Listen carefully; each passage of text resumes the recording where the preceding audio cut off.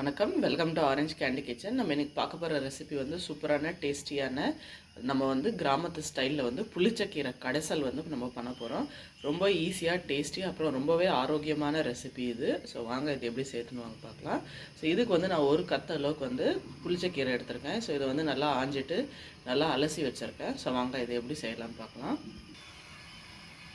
ஒரு கடாயில் வந்து ஃபஸ்ட்டு வந்து நம்ம ஆஞ்சி அலசி வச்சுருக்கேன் புளிச்சக்கீரையை வந்து சேர்த்துடலாம். இது கூட காரத்துக்கு வந்து நான் ஒரு 4 பச்சை மிளகாய் சேர்க்குறேன். ஸோ உங்களுக்கு எவ்வளோ காரம் வேணுமோ அதுக்கேற்ற மாதிரி வந்து பச்சை மிளகாய் சேர்த்துக்கோங்க. அப்புறம் கூட வந்து 4 பெரிய பல் பூண்டு வந்து இதில் சேர்த்துக்கலாம். அடுத்ததாக வந்து இது கூட வந்து ஒரு மீடியம் சைஸ் வெங்காயம் வந்து ரஃப்பாக கட் பண்ணி எல்லாம் சேர்த்துடலாம். சேர்த்துட்டு இது கூட வந்து ஒரு 2 டேபிள் ஸ்பூன் அளவுக்கு தண்ணி சேர்த்துட்டு அவ்வளோதாங்க. இது ஸ்லோ ஃப்ளேம்லேயே வச்சுட்டு நல்லா வந்து வேக விட்டுடலாம் கீரை. ஸோ கீரை வந்து நல்லா வெந்து சாஃப்ட் ஆகட்டும். நடுவில் வந்து நம்ம அப்படியே வந்து கலரி விட்டுக்கலாம்.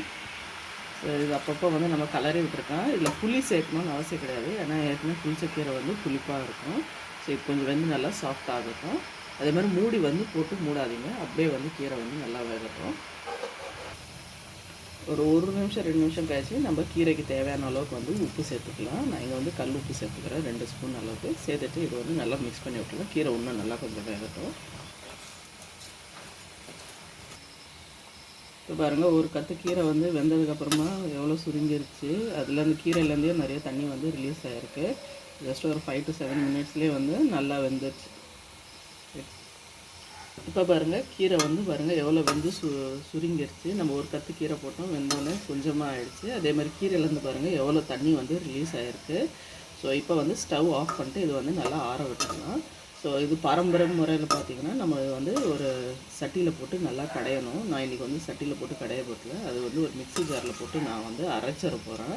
ஸோ அப்போ தான் வந்து குழந்தைங்களாம் வந்து சாப்பிடுவாங்க. அதனால் வந்து நான் வந்து கீரையை வந்து மிக்சியில் போட்டு அரைச்சிட போகிறேன்.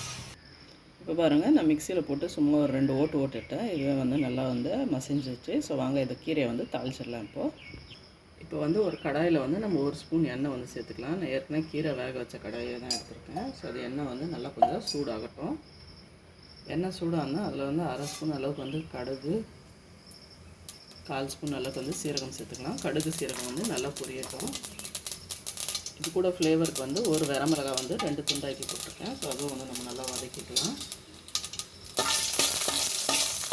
கடுகு சீரகம் நல்லா பொரிஞ்சதுக்கப்புறம் நம்ம வந்து அரைச்சி வச்சுருக்க கீரையை வந்து சேர்த்துக்கலாம். ஸோ நீங்கள் மசிச்சிங்கன்னா மசிச்சு வச்சுருக்க இப்போ பாருங்கள், சூப்பரான கீரை கடைசல் வந்து ரெடி ஆகிடுச்சு. இது வந்து நல்லா சாதத்து கூட போட்டு பிசைஞ்சு சாப்பிட்டா நல்லா அருமையாக இருக்கும் டேஸ்ட்டு. ரொம்ப ஆரோக்கியமான டேஸ்டியான ரொம்ப ஈஸியான புளிச்சக்கீரை மசியல் வந்து ரெடி ஆகிடுச்சு. கண்டிப்பாக இந்த வீடியோ உங்களுக்கு பிடிச்சிருக்கும்னு நினைக்கிறேன். இந்த வீடியோ உங்களுக்கு பிடிச்சிருந்தா லைக் பண்ணுங்கள், ஷேர் பண்ணுங்கள். அப்புறம் மறக்காமல் எங்கள் சேனல் ஆரஞ்ச் கேண்டி கிச்சனுக்கு வந்து சப்ஸ்கிரைப் பண்ணுங்கள். நன்றி, வணக்கம்.